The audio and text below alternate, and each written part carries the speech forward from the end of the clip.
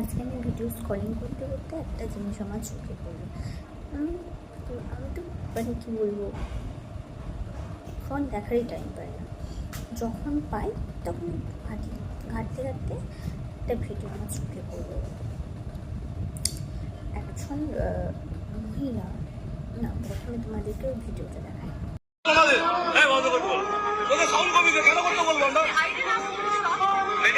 আমরা কি মহলের আওয়াজটা কমিয়ে দেবো, তাই তো? না ঠিক আছে,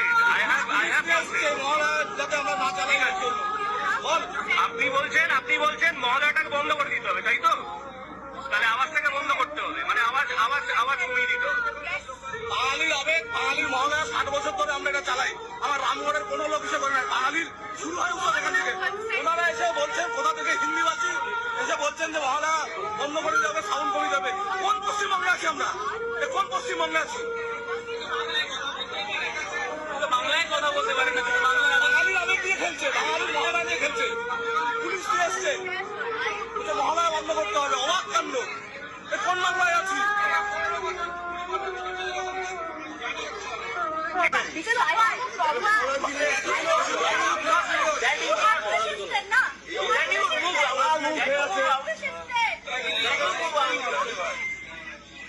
You go and take rest. Go. What's your problem? Your problem. Secular nation. Secular. Secular মানে জানে? Secular মানে জানে আপনি?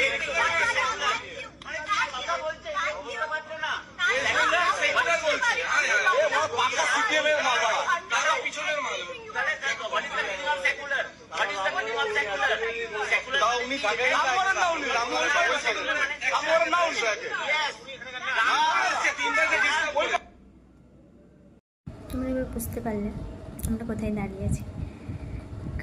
বলছে ডু ইউ হ্যাভ কনসেন্ট? আরে কনসেন্ট করতে পারছি বলেই তো চালাচ্ছি।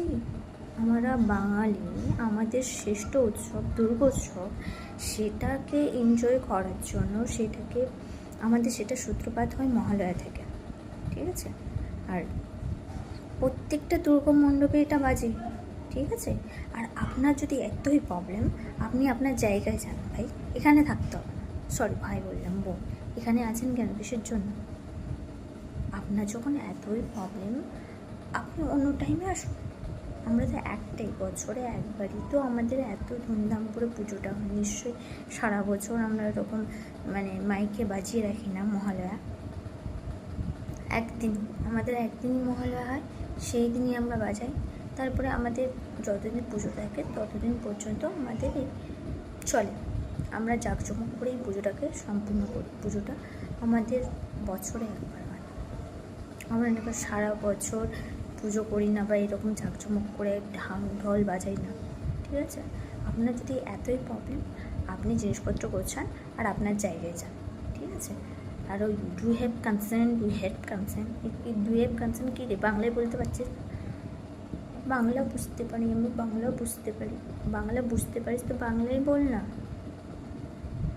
আপনার যদি এতই প্রবলেম দিদিভাই, আপনি আপনার জায়গায় যান, এখানে আর থাকতে আসেন না। আমাদের কালচারটাকে যখন আপনি নিতেই পারছেন না, তাহলে আপনার এখানে থাকারও কোনো প্রয়োজন নেই। আপনি চলে যান, যেখান থেকে এসেছেন সেখানেই চলে যান। ফালতু সব লোকজন।